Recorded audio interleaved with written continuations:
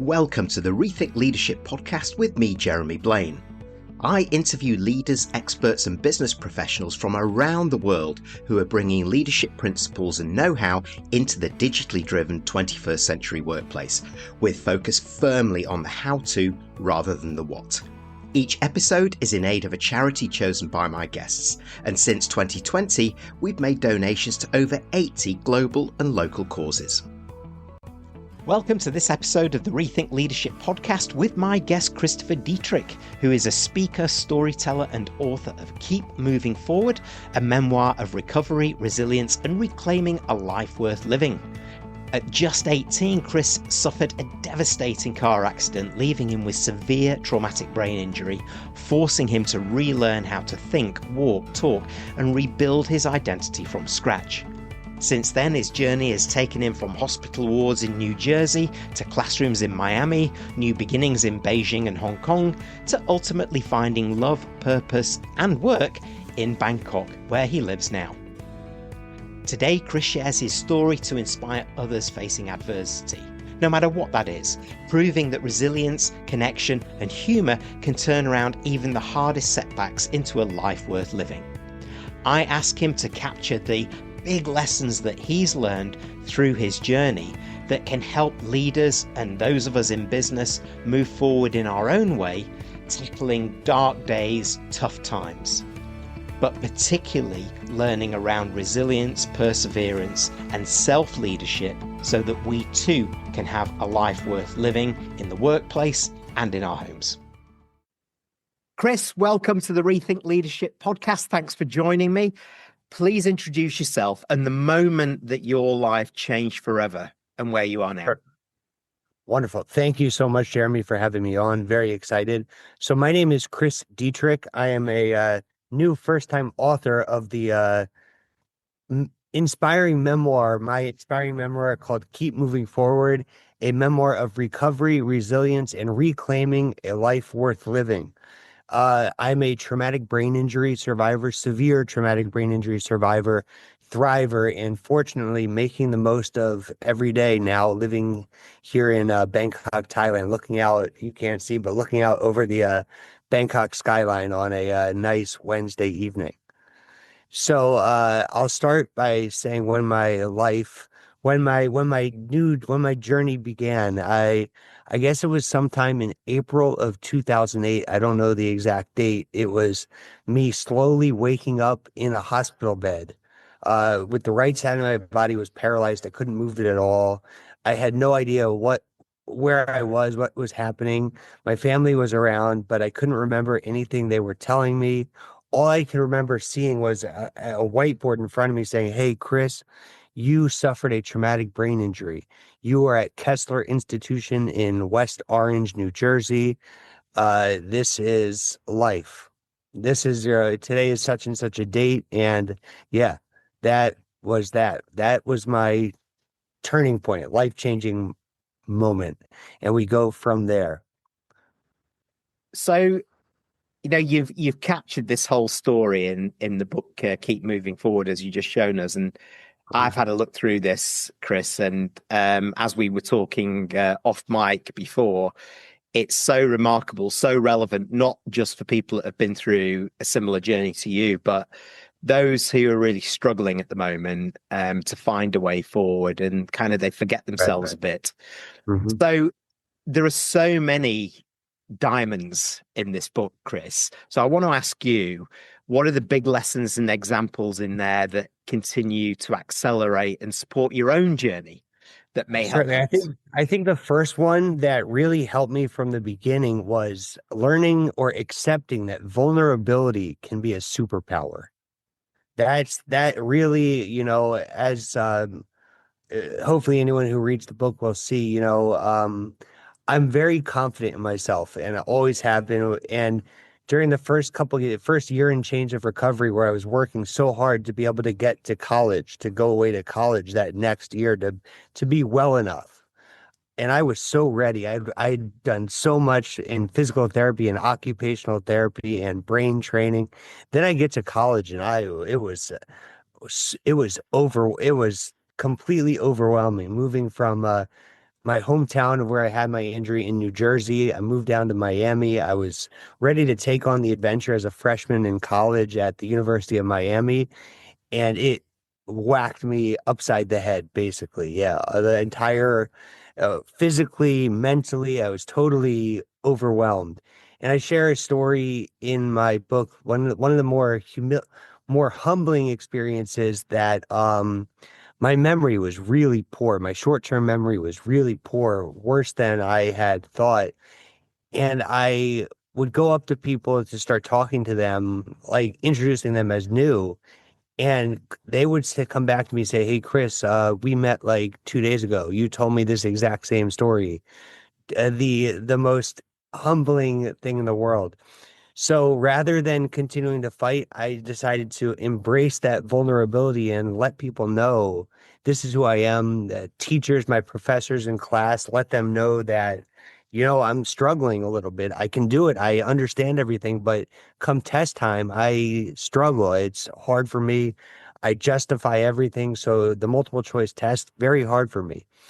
And by embracing my vulnerability again, I don't even like to say it because still now it's a confidence thing for me, but but by letting people know that I'm vulnerable, that's what really helped me to grow, to get people to appreciate me for who I was and what I was working for, and to start my moving forward journey and to succeed in college and since then a second lesson is that my recovery is everyone's recovery, is the way that I've coined it.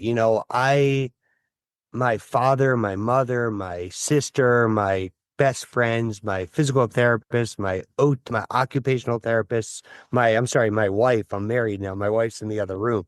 Most importantly, dare I leave her out. I am not only my recovery means something to everyone. So it's not just me that is uplifted when I do something correct. It keeps me going, it keeps me moving forward because I know that me going to the gym this morning is going to positively affect me, but it's also going to help me be better for everybody else. So everyone else who has played a significant part in my recovery, I owe it to them, I owe it to people. And by putting it that way, it really helps me to keep me motivated, to keep me driven. When because again, it's not just me. I'm doing this for everyone, even for the people that I meet on the street who have seen me over the course of years here in Bangkok. I don't know their name, they don't know my name, but they see me improving. And that to me, that means something, and whether they see it or they feel it or not, me thinking that they might think it or feel it is enough to motivate me to keep going, keep pushing to the next step, which is very cool. And I, then the third lesson, I'm sorry, go ahead. The third lesson is, as the title of the book, keep moving forward. Just use everything to your advantage when you're trying to accomplish something, whether it's good or bad, whether it's something good that happens to you, use that good positive feeling that you feel to motivate you to keep pushing and to keep making that good feeling happen again. And then when a negative thing happens to you, when you don't get what you want, when you don't get that promotion, for example, or in my case, when I don't hit that physical or mental goal that was looking to reach, use that negative feeling as even more fuel to push forward, to not let that negative feeling happen again. And you can build such incredible momentum by using that kind of philosophy that where you are today, you in 2 weeks or in 1 week or in whatever length of time, you'll look back and be like, oh, wow, look at me now. Things are good. Yeah. It's incredible to hear you and those that don't know your journey Yeah. to catch up a little bit with what it was possibly like. And just to pick up a couple of things that you talked about, that Mhm. vulnerability is a superpower. which is we talk a lot about that in leadership terms at the moment as well, is that, in business, we don't know what we don't know many of the times because the speed of change is so fast. But I'd also say that the flip side of that coin is courage, and that you're constantly demonstrating that every day, by telling people you can do this or you can't do that, or have some patience here and whatever that is, but that helps you grow forward. I really like that term, and I like the way that you talk about your recovery being everyone's recovery, and that comes with selflessness, but a little bit of focus on yourself as well. Well, right, yeah, in a way, it's a little bit of both. I like that because it makes me, it holds me accountable. That's kind of, so even though I shouldn't, it might not matter, that random stranger that I see every day in the morning as I'm on my walk back from the gym, they might not pay any mind to me at all. But in my head, I'm the single focus. I'm the single focus that they see every day, and it helps me it's motivating for sure. Yeah, I can understand that. And we talk about business, and there'll be people tuning in here saying, well, I've not had kind of the horrific experience that Chris has had, but boy, am I finding it tough at the moment. I've got mental health issues, or I've got other issues. I'm finding it really tough in business. So, and that's often at leadership levels. So I'm interested because you're in business, you're a coach, you help people, you see lots of people in the networking that you do as well. It's where we met the first time as well. Right. So from your perspective, what can leaders in business learn in terms of, let's say, resilience, perseverance, and most importantly, self-leadership, from which you're an exponent, from your story and experience? Again, I think the accountability thing that I just mentioned, I hadn't written this down, but for the self-leadership, whether you are actually accountable for these people in your job or in your profession, it doesn't matter. But if you take that responsibility, if you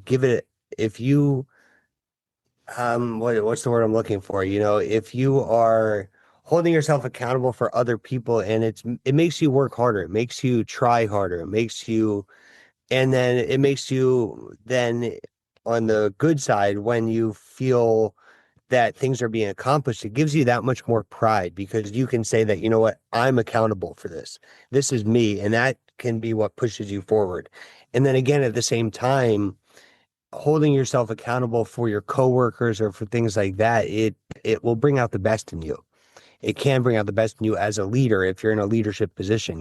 That's, people are looking up to you. Hopefully that feeling of responsibility, or that feeling of trust in you, in us as leaders from other people, it hopefully should be just that, what you need to get over the hump of whatever problem or issue you are having. I think let me see what else that I wrote here. And another big thing that I would talk about, and that's been huge in my recovery, it's optimism. It's being optimistic, and being any bosses or any leaders that I've had to deal with, you can tell right away if they're not the kind that you want to have, because they're not. I'm very against people who lead with like pessimism, or it's like they're challenge. I don't like the challenge, like, oh, what, you can't do this, or does that make sense? I'm trying to think of the word that it is. I like leaders who are aspirational, where they see what is possible that you can do, even if it's way out and ahead. If you give your staff or give your team the opportunity to live up to your super high standards, rather than keeping your standards low and potentially demeaning to staff. Oh, if you can't do this, then you can't keep the job or something. Instead be like, hey, you can do this. I believe in you. You have the power to make it happen. And I think that optimistic kind of an outlook can really help as a leader in helping teams grow and teams be much more productive. I I'm nodding furiously Yeah. to what you're saying here, and the two things linked to me, that holding yourself accountable for and possibly with others, and getting that pride from seeing them grow, taking things forward. Right. Mm-hmm. But the optimistic and aspirational is also very much aligned to that as well. It's around helping others achieve that too, and we're then stronger together, aren't we? And the leader Right. does Certainly. leader does then become the person who can then focus more on being the coach, helping people helping people grow, all of those kind of things, rather than a problem solver, an operational admin person, which a lot of managers have come through. So I really get the point that you said, that it's about making things happen through others, and it feels good when you do it, doesn't it? It feels amazing when that, yeah, exactly. When the people that you are entrusting to get the work done and you're coaching them up, but you're not, when you give them the goal, the aspirational goal, saying, hey, you can do this, and then they actually do it. Incredible feeling. Yeah, exactly. Well, For sure. I'm gonna stick with the feelings here now and sort of move to Okay. the emotional side of this, because it's so important based on what you've just said there. So when I was looking at your biography, when I was looking through your book, Mm-hmm. just so mindful of how fragile life can be at times. So from your experience and that first-hand experience, what are the moments that you've identified that we all therefore need to be mindful of in living a life at home, in business, and in love, that you learned to cherish even more through the journey that you were forced to go through? Right, certainly. Again, first is spending time with loved ones, with a support group. It's family has been the biggest thing for me from the beginning, staying with me every day over the past 17 years of my journey, helping me. I would not be as successful living on the other side of the world on my own if it wasn't for the strength and the support, specifically of my father, my mom, and now my wife as well, that just really hold on to the people that are close to you. And then if you're not needing help, then be the help for somebody else. Be that person that is helping other people out of their challenging situations, because everyone needs not necessarily a role model, but just to have somebody helping out. Yeah, a patient, an advocate. That's the word I was looking for, an advocate. And if again, while most of the podcasts I'm on and things like that, I'm talking to an audience who have suffered injuries similar to mine, who are all in need of finding advocates to help them. For this business call, your audience might not be needing an advocate, therefore they should be seeking out opportunities to be the advocate for somebody else. I think that's a really big thing, a really helpful thing. And then the cherishing life, celebrate small wins, celebrate everything. It might seem a little bit ridiculous to some people, but who cares? It's your life, you know. If your birthday's coming up on a Friday, you have the birthday week, you got the birthday month. Damn it, why not? You know, yeah, exactly. There's so few times that are pure celebration again, and when life can flip on a dime and things can change so quickly, you really need to be able to have those times where you really get to just celebrate, just be yourself, be happy, be excited about everything. And then most importantly, with any situation, train your mind to flip any negative experience into a positive one. Find the silver linings in every small, poor, bad occasion that happens.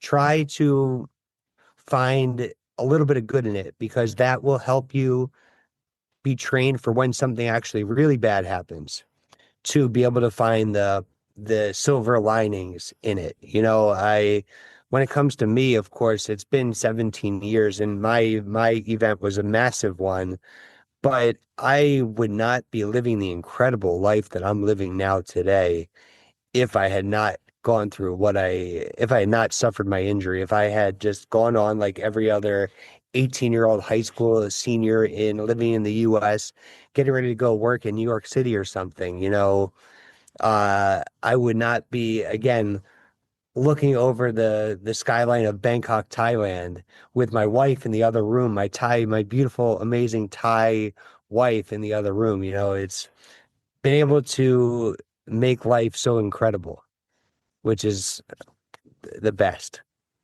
Well, for those of you watching on YouTube, or perhaps should I say those of you not watching this on YouTube but listening on Spotify, what you won't see here is the positivity that oozes out of the screen and the smile that is on Chris's face. And it links very closely to that, celebrating the small stuff, the positivity that comes through, the flipping of the situations that might be challenging into something that you can learn from or move on from, or whatever that is. I really like that. And it's easy for me to say that because I'm sort of built in a similar way, but Right. I know that maybe there are people who haven't experienced, or at the very beginning of the journey that you're on, or find themselves in dealing with dark times and demanding situations, can't seem to get out of it. As a summary of what we've talked about here, Chris, what might be 3 tips that you could offer them to help them keep moving forward? First one, again, this is a rather common one, I guess, but set goals. But it's setting the little goals. Set the small goals, the day-to-day kind of goals that you can achieve that are not hard to achieve because they build momentum. Let's say you need to get to point B by next week or something, or by next month or 2 months or 3 months. Don't just focus on getting to point B. Focus on all the little things that can get you from A to B easily. Because when you accomplish the first goal, the second goal, the third goal, by the fourth goal, you're like, oh yeah, let's go, let's go, let's go, let's keep it going. I feel great. This is awesome. And by the time you're 2 months in advance, 2 months later, you're way past the goal that you were trying to achieve from the at the beginning. And the other one that I have is look back to see how far you've come. This book really was a what's the word I'm looking for? Uh an incredible experience for me because I got the chance to really sit down and think back to all the crazy experiences that I've had during my 17-year journey that like now thankfully I can look back and just laugh and be like, what the hell was going on? Like how did I get from there all the way to here? How did I make it happen? And use that positive feeling to realize that, oh, whatever I'm going through now, in a year or two, I'll be looking back at it just like I am now at things that happened in the past. It'll be like I'm laughing about it, like it was nothing. Like this is just a little bump in the road of a successful, exciting life. I brought it up because I just was shaving before the call, and back when I worked in Hong Kong, I did a summer internship at the beautiful, magnificent Peninsula Hotel when I was in the hotel industry, and ever since my injury, my right arm, I'm right-handed by nature, but it's very hard to use because I suffered the injury to the left side of my head, so I'm right side weak. So I use my left hand for everything, but I've developed a very frustrating tremor in my arm. And so I would have to shave every morning before work going into my hotel. And I'd be at the sink and I'd be just like, and I would I'd go into the office, I'd go to the front desk, like looking like I'd been in a battle like every day, and it was so hard. And I got yelled, I didn't get yelled at, but I got the look from my manager, like, Chris, what the hell's going on, man? You gotta learn how to shave or something. And you learn, now I do way better. I've learned how to better control my arm, holding it against, putting weight against it. So now I never cut myself anymore. And it's something like that where you can look back and thankfully it was 11 years ago, but thankfully you can look back 11 years and like laugh at yourself and be like, that was a really hard thing for me to get through. And now it's like nothing, so use your past experiences as the ultimate motivator for yourself to be confident you can overcome anything that you're dealing with because you've done it in the past. You can do it again. And it's as simple as that. Yeah, you certainly can do that again. And going back to a very, very simple piece of advice that you've reinforced throughout here is that set yourself small goals, take small steps, celebrate those small wins. Yeah, exactly. Because again, the momentum that you build from that, then once you accomplish a couple of small things, you want to keep doing it. Yeah, it makes you feel good. And that's what all of our brains are wired to. Even my brain injured half brain, whatever I have left in there, it's wired still to want the good feeling more than any other feeling. Yeah. Well, what an inspiration to everybody, Chris, and what a journey. And for those tuning in, how do people get hold of your book? How do they connect with you to continue the conversation? Yeah. Again, here's the book here for anyone watching. I have a website that I hope you'll be able to share. It's keepmovingforward-cd.com, where you can find either the online ebook or a paperback versions of this or an audio version as well.